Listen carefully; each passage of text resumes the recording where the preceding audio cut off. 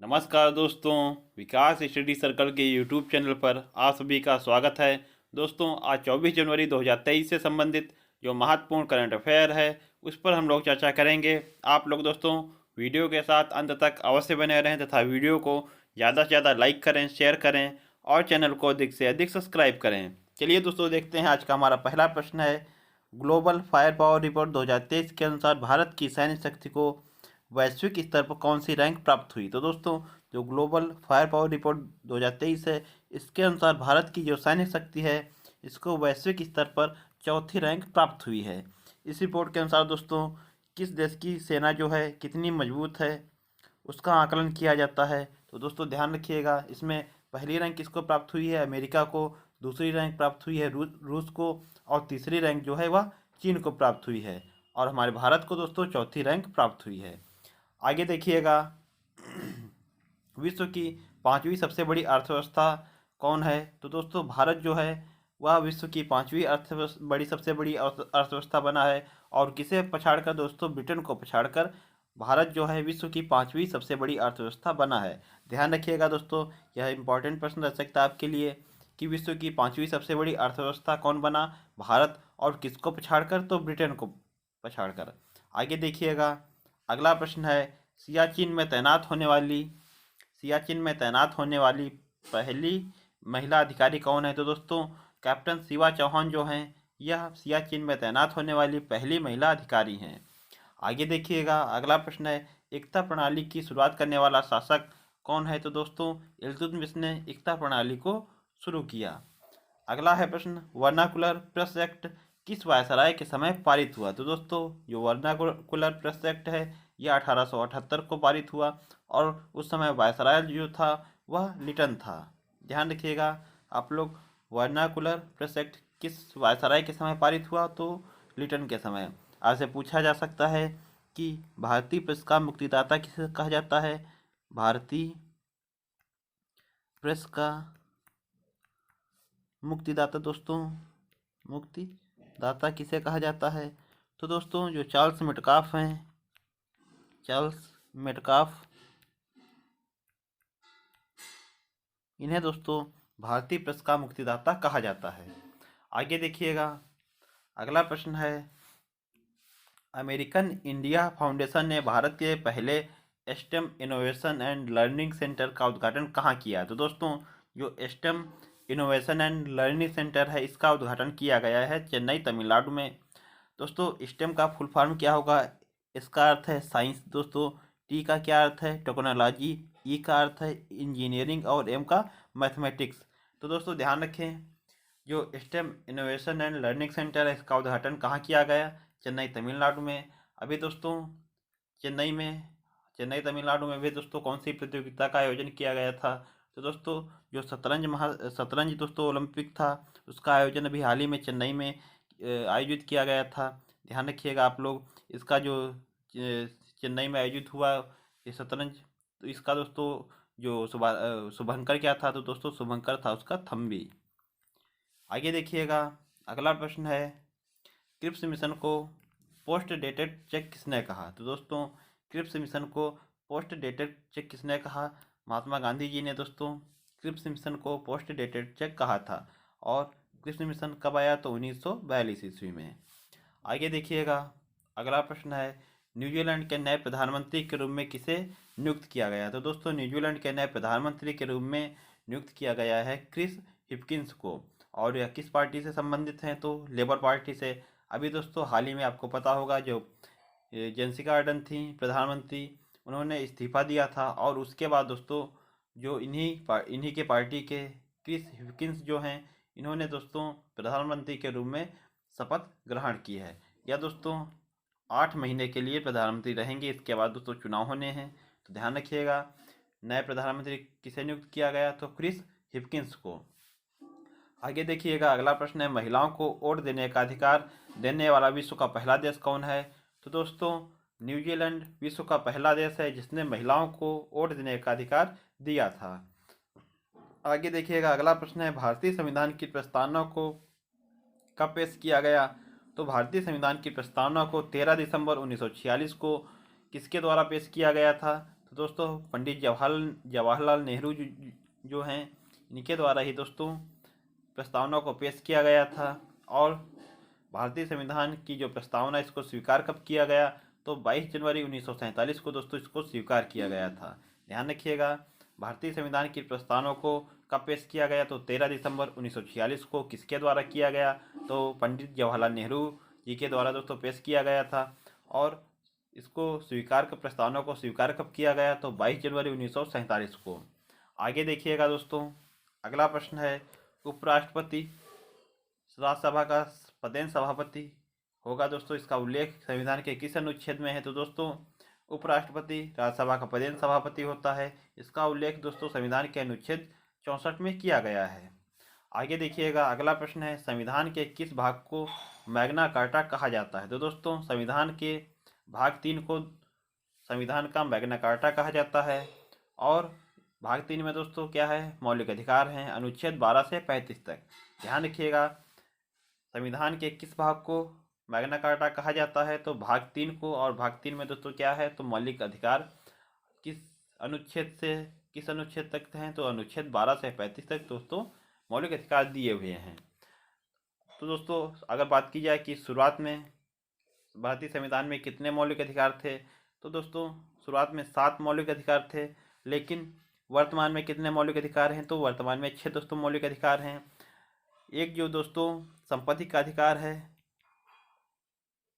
संपत्ति का अधिकार, या दोस्तों जो है संपत्ति के अधिकार को मूल अधिकार से निकालकर दोस्तों अब जो है यह आपकी कानूनी अधिकार के रूप में वर्णित किया गया है। तो ध्यान रखिएगा। और यह जो संपत्ति का अधिकार है, यह किस संविधान संशोधन के द्वारा हटाया गया? तो 44वां जो संविधान संशोधन था 1978, इसके द्वारा ही दोस्तों संपत्ति के अधिकार को हटाकर कानूनी अधिकार के रूप में दोस्तों डाल दिया गया। और किस अनुच्छेद के तहत? तो अनुच्छेद 301 के तहत। ध्यान रखिएगा दोस्तों आप लोग। आगे देखते हैं, अगला प्रश्न है, भारतीय नौसेना द्वारा मेगा अभ्यास एमफेक्स 2023 का आयोजन कहाँ किया गया? तो दोस्तों भारतीय नौसेना द्वारा जो मेगा अभ्यास, इसका नाम क्या है? एमफेक्स। तो दोस्तों इसका आयोजन किया गया है काकीनाडा, आंध्र प्रदेश में। और इसमें दोस्तों भारतीय जो नौसेना है, वायुसेना और थल सेना, दोस्तों तीनों जो है हमारी विंग हैं सेना की, तीनों विंग इन्होंने दोस्तों इसमें भाग लिया है। तो दोस्तों इसमें सेना की जो तीनों विंग हैं, नौसेना, वायुसेना और थल सेना, इन तीनों सेनाओं ने दोस्तों इसमें भाग लिया है। और एमफेक्स जो है दोस्तों यह द्विवार्षिक अभ्यास है, यह भी दोस्तों ध्यान रखें। तो कहाँ आयोजित हुआ इस बार एमफेक्स? काकीनाडा, आंध्र प्रदेश में। आगे देखिएगा, अगला प्रश्न है, ग्रेनाइट, बेसाल्ट, डायोराइट, गैब्रो किस प्रकार की चट्टानें हैं? तो दोस्तों ग्रेनाइट, बेसाल्ट, डायोराइट, गैब्रो जो यह हैं, यह आग्नेय चट्टानें हैं, आग्नेय चट्टान हैं। और आग्नेय चट्टानों का निर्माण जो है वह दोस्तों लावा से होता है। ध्यान रखिएगा आप लोग। आगे देखिएगा, अगला प्रश्न है, वर्ष 2022 में देश का नंबर 1 पुलिस थाने का पुरस्कार किसे प्रदान किया गया? तो दोस्तों देश का नंबर 1 पुलिस थाना, इसका पुरस्कार किसे प्रदान किया गया? किस थाने को प्रदान किया गया? तो दोस्तों जो अस्का थाना है दोस्तों, अस्का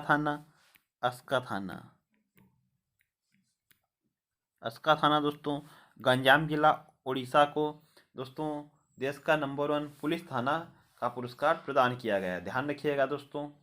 और बात की जाए पुलिस जो है वह किस मंत्रालय के अधीन आती है? तो पुलिस जो है वह गृह मंत्रालय के अंतर्गत आती है। ध्यान रखिएगा आप लोग, पुलिस जो है वह गृह मंत्रालय के अंतर्गत आती है। दोस्तों पुलिस जो है वह किस सूची का विषय है? तो दोस्तों पुलिस जो है राज्य सूची का विषय है। ध्यान रखिएगा। किंतु दिल्ली जो है, दिल्ली को छोड़कर दिल्ली में जो दोस्तों पुलिस है वह जो है संघ सूची का विषय है, संघ सूची का। तो ध्यान रखिएगा दोस्तों, पुलिस जो है वह किस सूची का विषय है? राज्य सूची का।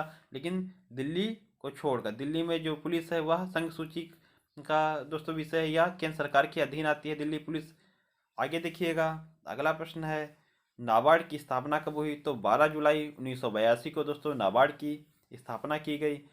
इसमें दोस्तों और पूछा जाए आपसे कि किस समिति की सिफारिश पर की गई?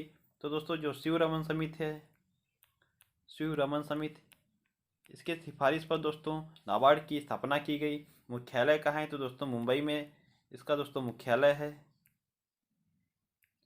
और इस वर्तमान में दोस्तों नाबार्ड के प्रमुख कौन है? तो केवी साजी जो हैं, यह वर्तमान में नाबार्ड के प्रमुख हैं। आगे देखिएगा, अगला प्रश्न है, स्वतंत्र भारत का पहला बजट 26 नवंबर 1947 को किसके द्वारा प्रस्तुत किया गया? तो दोस्तों स्वतंत्र भारत का पहला बजट जो है वह षणमुखम शेट्टी जी के द्वारा पेश किया गया। ध्यान रखिएगा आप लोग, स्वतंत्र भारत का पहला बजट किसके द्वारा पेश किया गया? तो षणमुखम शेट्टी जी के द्वारा।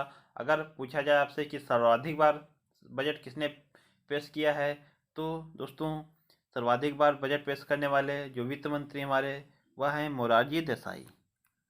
मोरारजी देसाई, इन्होंने दोस्तों 10 बार जो है बजट पेश किया है। बात की जाए दोस्तों गणतंत्र भारत का पहला बजट किसके द्वारा पेश किया गया? तो दोस्तों गणतंत्र भारत आपको पता होगा 1950 में भारत का पहला बजट किसने पेश किया? तो जॉन मथाई ने। ध्यान रखिएगा दोस्तों, स्वतंत्र भारत का पहला बजट षणमुखम शेट्टी ने पेश किया और गणतंत्र भारत का पहला बजट जॉन मथाई ने पेश किया था।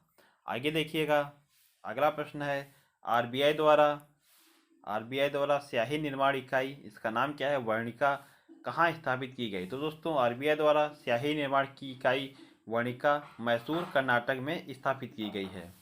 आगे देखिएगा, अगला प्रश्न है, जिस दर पर आरबीआई बैंकों को अल्पकालिक ऋण उपलब्ध कराती है क्या कहलाती है? तो दोस्तों आरबीआई जो है जिस दर पर बैंकों को अल्पकालिक ऋण उपलब्ध कराती है उसे रेपो रेट या पॉलिसी रेट बोला जाता है। ध्यान रखिएगा आप लोग, जिस दर पर आरबीआई बैंकों को अल्पकालिक ऋण उपलब्ध कराती है उसे रेपो रेट या पॉलिसी रेट कहा जाता है। आगे देखिएगा, अगला प्रश्न है, उड़ीसा में पहले अंतर्राष्ट्रीय शिल्प शिखर सम्मेलन 2023 का उद्घाटन किसके द्वारा किया गया है? तो दोस्तों जो अंतर्राष्ट्रीय शिल्प शिखर सम्मेलन है इसका आयोजन उड़ीसा में किया गया है। और किसके द्वारा किया गया? तो नवीन जो पटनायक जी हैं इनके द्वारा किया गया। या दोस्तों उड़ीसा के मुख्यमंत्री हैं, उड़ीसा के दोस्तों मुख्यमंत्री हैं। आगे देखिएगा, अगला प्रश्न है, हाल ही में लद्दाख के उपराज्यपाल आर के माथुर राधाकृष्ण माथुर ने किस उद्देश्य से उल्पिन योजना को प्रारंभ किया है? तो दोस्तों जो उल्पिन योजना है इसका प्रारंभ लद्दाख के उपराज्यपाल आर के माथुर ने किस उद्देश्य से किया है? तो भूमि अभिलेखों का डिजिटलीकरण। तो दोस्तों भूमि अभिलेख जो हैं उनका डिजिटलीकरण करने के लिए उल्पिन योजना जो है वह आर के माथुर जी ने लॉन्च की है। बात की जाए दोस्तों भूमि के अभिलेखों के डिजिटलीकरण से संबंधित भारत की कौन सी योजना है? तो भारत सरकार ने भूमि अभिलेखों को ऑनलाइन करने के लिए कौन सी योजना लॉन्च की है? तो स्वामित्व योजना। ध्यान रखिएगा दोस्तों, यह भी आपके लिए इम्पोर्टेंट है कि भारत सरकार ने भूमि अभिलेखों को ऑनलाइन करने के लिए कौन सी योजना लॉन्च की? तो स्वामित्व योजना। आगे देखिएगा, अगला प्रश्न है, संस्थागत श्रेणी के तहत किसे सुभाष चंद्र बोस आपदा प्रबंधन पुरस्कार 2023 से पुरस्कृत किया गया? ध्यान रखिएगा दोस्तों, अभी हाल ही में आपको पता होगा सुभाष चंद्र बोस जी की जयंती दोस्तों मनाई गई है 23 जनवरी को। 23 जनवरी को दोस्तों इसी दिन पराक्रम दिवस मनाया जाता है। पराक्रम दिवस, इन्हीं दोस्तों सुभाष चंद्र बोस जी की जयंती पर पराक्रम दिवस मनाया जाता है।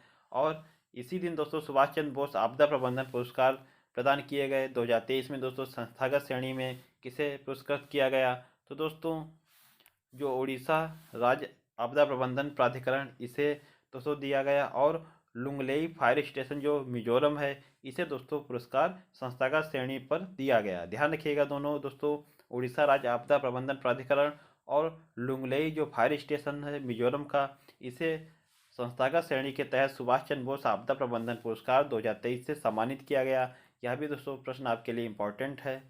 आगे देखिएगा, अगला प्रश्न है, अल्लाह रखा खां, जाकिर हुसैन और किशन महाराज का संबंध किस वाद्य यंत्र से है? तो दोस्तों अल्लाह रखा जो हैं और जाकिर हुसैन और किशन महाराज यह तबला वादक हैं। ध्यान रखिएगा दोस्तों।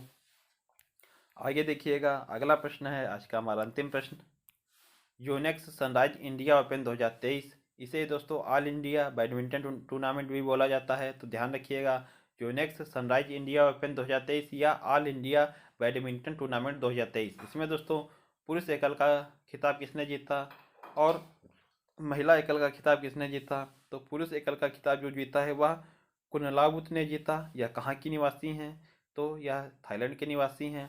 और महिला एकल में खिताब जीता है अनसियांग ने। अनसियांग क्या दोस्तों दक्षिण कोरिया की निवासी हैं। तो दोस्तों ध्यान रखिएगा, जो ऑल इंडिया बैडमिंटन टूर्नामेंट इसमें पुरुष एकल का खिताब जीता है कुनलावुत ने, यह थाईलैंड के निवासी हैं। और महिला एकल में खिताब जीता है अनसियांग ने, यह दक्षिण कोरिया की निवासी हैं।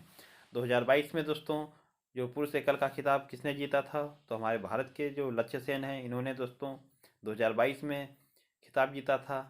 आगे देखिएगा कल्पसूत्र के लेखक कौन है? तो दोस्तों जो भद्रबाहु हैं यह कल्पसूत्र के लेखक हैं। तो दोस्तों ध्यान रखिएगा। ये थे आज के हमारे करंट अफेयर की दृष्टि से कुछ महत्वपूर्ण प्रश्न। आशा करता हूँ आप लोगों को वीडियो पसंद आया होगा। दोस्तों वीडियो पसंद आया हो तो वीडियो को लाइक करें, शेयर करें और चैनल को अधिक से अधिक सब्सक्राइब करें। मिलते हैं दोस्तों अपने अगले वीडियो में। तब तक के लिए आप लोगों को बहुत बहुत धन्यवाद। जय हिंद दोस्तों।